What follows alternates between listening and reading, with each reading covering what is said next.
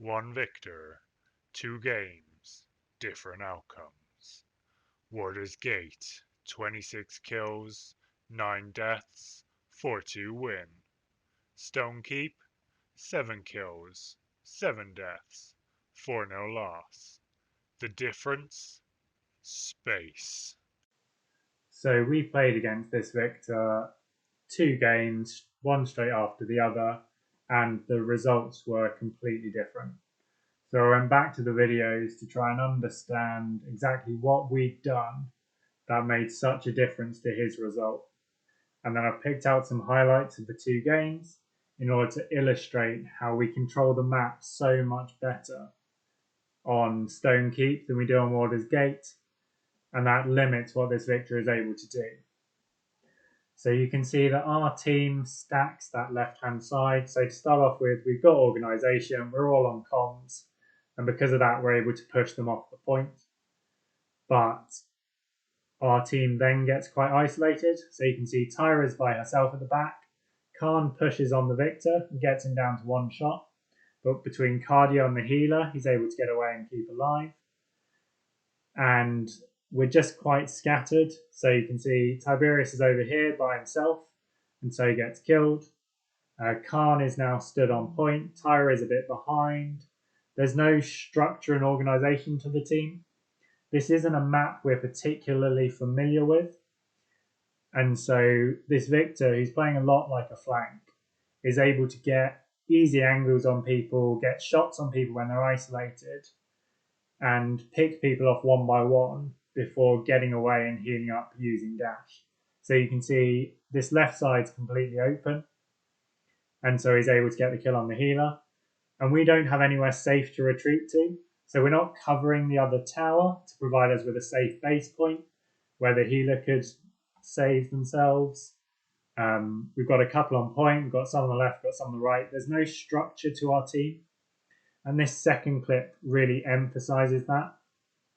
So first of all, we leave that gap open a lot, but we're solo tanking Khan, and he's off on this left-hand side, while the payload's 2/3 of the way into our base. And because of that, it's much easier for them to pick us off one by one.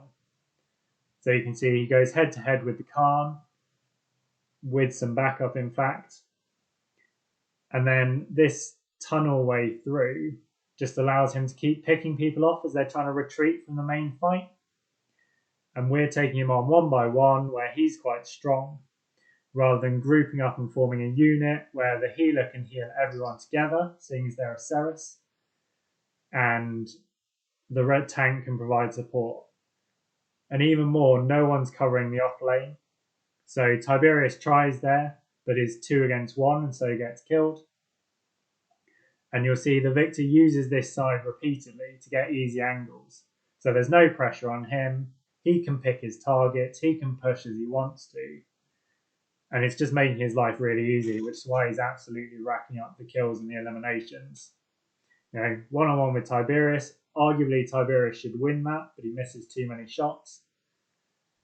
And then as they're coming around the corner, after he uses his ult and gets a bit damaged, you'll see once again, he's able to dash out, get a full heal, and then come around this side, and again get free angles on people. So he pushes the healer until they have to ghost walk, and then you'll see he basically gets a triple kill here with 0 shots in return, and that allows them to roll it in. So we're not closing him down, we're giving him easy escape routes, and he can use the off lane because it's completely free to get good angles for damage. Then if we jump to the Stone Keep, so same thing, when we start off, we've picked a side, we know that's where we're pushing, and the first 2-3 seconds go really well, similar to the last game. The difference here is because we know the map, we more naturally respond and group up and are able to react. So we know the safe places to retreat to.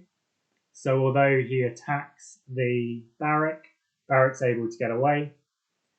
And then although the Khan is overextended a bit here, and with the Furia beam goes down, when Viktor tries to use the off lane to take advantage of that, the main tank's now here to stop him. and so he's not able to push through. Whereas in that last game, when he got through the tower, he was getting free shots on people. Here, he's having to go head to head with a barrack. He's not making too much progress. And when he eventually does break through and gets on the healer, A, it's taken enough time that we're able to cap, and B, because he's overextended, he pays for it with his life. And then you'll see it even more so in this second clip. So Barrack overextends here and does get killed.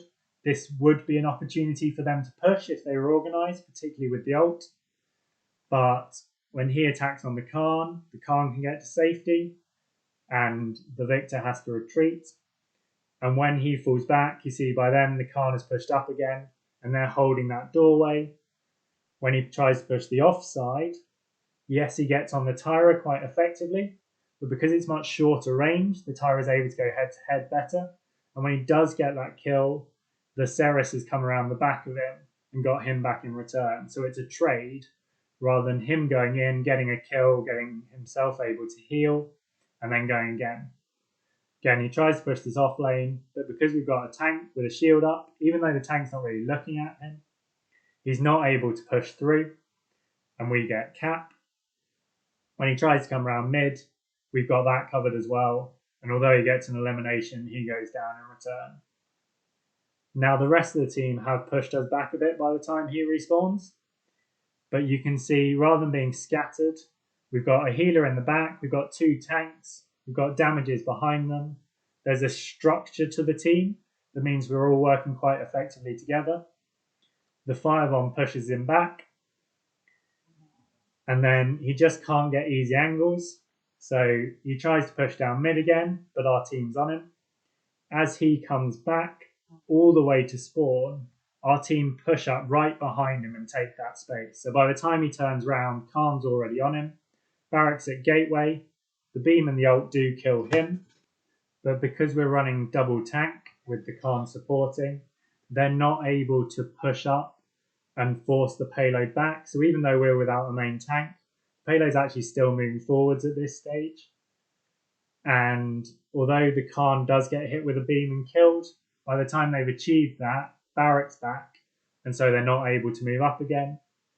And then Torvald uses his ult to create the ultimate amount of space by blasting both the Pip and the Viktor straight off the map. And by the time he respawns, we're really on top of them. So this is aggressive zoning, also known as spawn camping, and nothing's going to push you back more effectively than a Tyra trying to get right in your face. He comes out the other door and meets up with Torvald and tries to get on point and gets killed because we've got that structure to our team. One of the big reasons that works better is the lineups. So you can see lineup for the first game is on top, lineup for the bottom game is on the bottom, and only one person has changed. So we've swapped to Tiberius for a Barrack, but that just gives us so much more map presence. The shield you saw blocking off that off lane when he tried to push it. It means when one tank goes down, the other one can fill in and keep the space. And that, combined with a much greater knowledge of Stone Keep, means that we have a much better team structure, and ultimately that allows us to win games. Alright guys, thanks for tuning in. Hopefully you've learned something from that. Have a good day, and I will catch you next time.